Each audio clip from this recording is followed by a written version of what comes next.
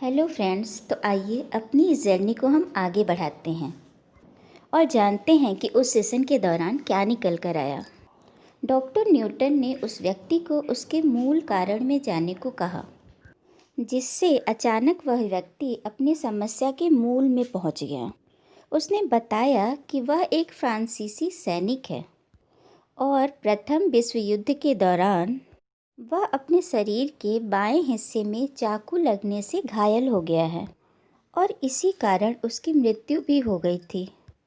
वह दर्द, वह पीड़ा उसके मन के साथ आगे बढ़ गई और वह इसी जन्म में भी उस दर्द को अनुभव कर रहा था। इस घटना को पुनः देखने और उसका दर्द महसूस करने के बाद उसका वह दर्द हमेशा के लिए ख़त्म हो गया, जिसका उसने कितने सालों तक इलाज कराया था। काफ़ी दवाएं भी खाई थी। अब इसके बाद जानते हैं क्या हुआ। हमारे बेचारे डॉक्टर साहब को ही बीमारी पकड़ ली। कौन सी बीमारी जानते हैं? वही सोचने वाली। अब उनका चिंतन मनन शुरू हो गया। बचपन से तो वो पुनर्जन्म को मानते नहीं थे, इसीलिए भरोसा भी नहीं कर पा रहे थे।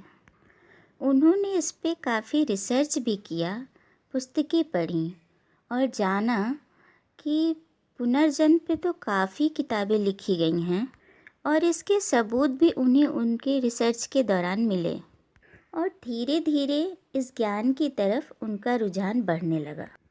उन्हें लगा कि जब हम एक जन्म से दूसरे जन्म के बीच में रह जाते हैं तो जो बीच का समय है वो टाइम, जहाँ व्यक्ति न इस जन्म में होता है और न उस जन्म में, वो उस समय हम कहाँ रहते हैं।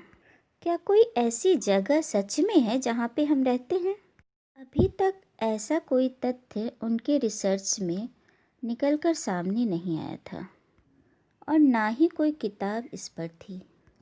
उन्होंने खुद ही इसका शोध करने को सोचा और उनकी सोच संयोगवश पूरी भी हो गई। उनके पास एक महिला मरीज आई जो उस वक्त एकाकीपन की समस्या से जूझ रही थी। उन्हें भी डॉक्टर न्यूटन ने उनकी समस्या के कारण में जाने को कहा और उनसे पूछा कि क्या उनके मित्रों का कोई समूह है जिसकी कमी उन्हें खल रही है। इस सवाल पर वह महिला रोने लगी और बताया कि उनके कुछ दोस्त हैं जिनसे वो नहीं मिल पा रही हैं और इसी कारण से धरती पर अकेला महसूस कर रही हैं।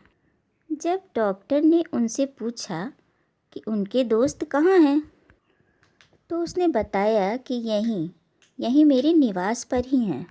मैं इस वक्त एक आत्मा के रूप में तो उन्हें देख पा रही हूँ, लेकिन जब मैं आत्मा के रूप में नहीं होती हूँ तो उन्हें नहीं देख पाती। इस सेशन के बाद तब डॉक्टर न्यूटन को लगा कि अगर हम इस पर अनुसंधान करें तो शायद आत्मालोक के बारे में काफ़ी कुछ जान सकते हैं। उन्होंने निर्णय लिया कि ये रिसर्च मैं खुद करूँगा। अभी तक आत्मालोक के विषय में कोई रिसर्च नहीं हुई थी।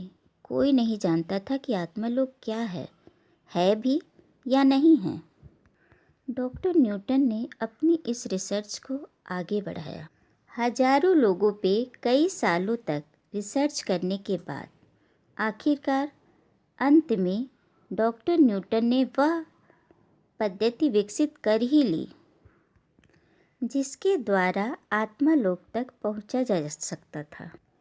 डॉक्टर न्यूटन के अनुसार वे एक धार्मिक व्यक्ति नहीं थे, फिर भी उन्होंने अनुभव किया कि मृत्यु के बाद हम जहाँ जाते हैं वह बहुत ही अनुशासित और निर्देशित स्थान है। वहाँ सब कुछ एक सिस्टम में बंधा हुआ है। उन्होंने अपनी इसी शोध को आम आदमी तक पहुँचाने के लिए उसे अपनी केस स्टडी को पुस्तक के रूप में संग्रहित किया। उन्होंने कई पुस्तकें लिखी, जैसे journey of soul, destiny of soul, life between lifes इसमें एक प्रमुख हैं। इन किताबों में लिखी बातें आज भी सत्र में की गई प्रमाणित टेप रिकॉर्डिंग में मौजूद है। मृत्यु से लेकर पुनर्जन्म तक की सारी बातें, जैसे आत्माएं परलोक में किस प्रकार प्रवेश करती हैं, कैसे उनका अगला जन्म होता है, आदि बातें जर्नी ऑफ सोल पुस्तक में लिखी गई हैं। तो आइए उनकी पुस्तक के पहले अध्याय में प्रवेश करते हैं। मिलते हैं नेक्स्ट वीडियो में।